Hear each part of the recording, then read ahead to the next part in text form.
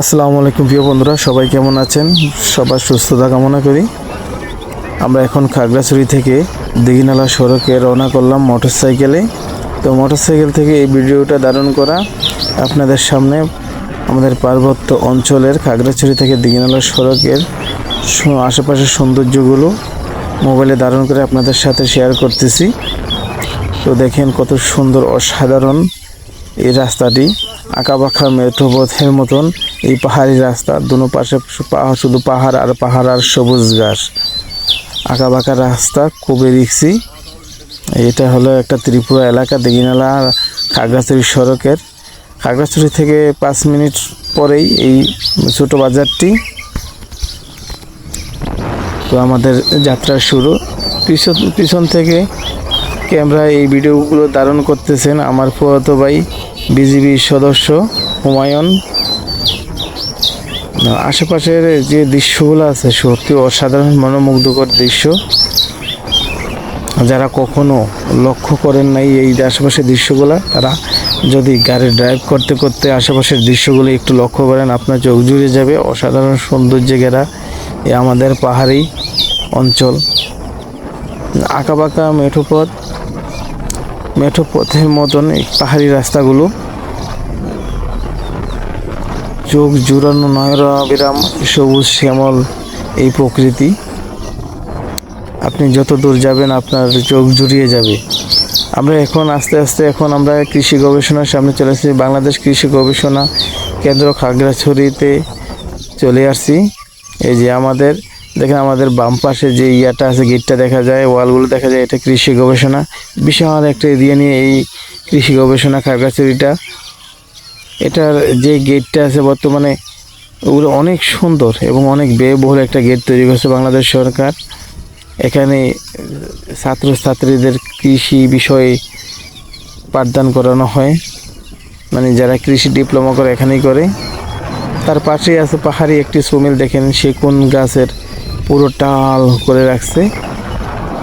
এখান থেকে সেগুনের গাছের যে কাঠগুলো আছে তা চিরাই করে নেওয়া হয়। এছাড়াও আরও আশেপাশে অনেকগুলো এরকম সুমিল আছে যেখানে সেগুন গাছগুলো চিরানো হয়, বিভিন্ন জাতের পাহাড়ি গাছ চিরানো হয়।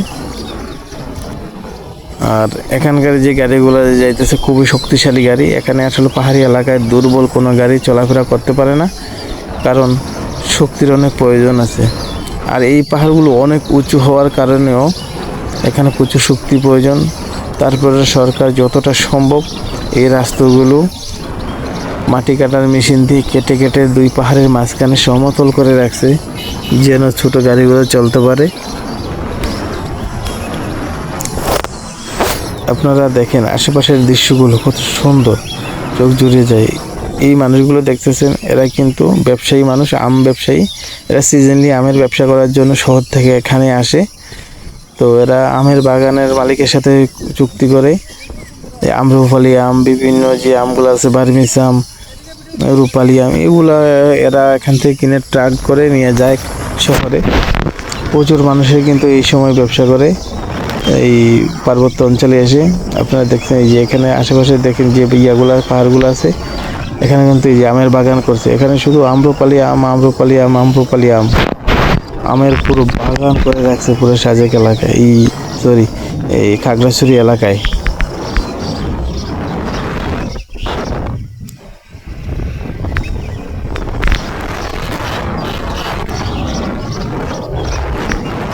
তো ধন্যবাদ আমার ফুফাতো ভাইকে খুব সুন্দর করে ভিডিওটি ধারণ করার জন্য।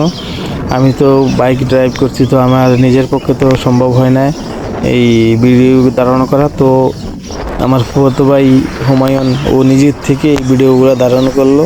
তো দেখলাম যে ভিডিওগুলো অনেক সুন্দর হয়েছে, তাই আপনাদের সাথে শেয়ার করলাম।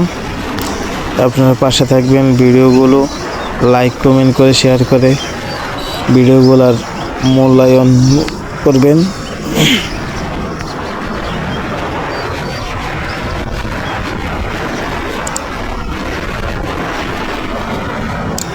আসলে বলবো কি, পাহাড়ি অঞ্চলের এইসব আমাদের পার্বত্য অঞ্চলের যত জায়গা আছে, প্রতিটা জায়গায় অসাধারণ নয়নাভিরাম সুন্দর।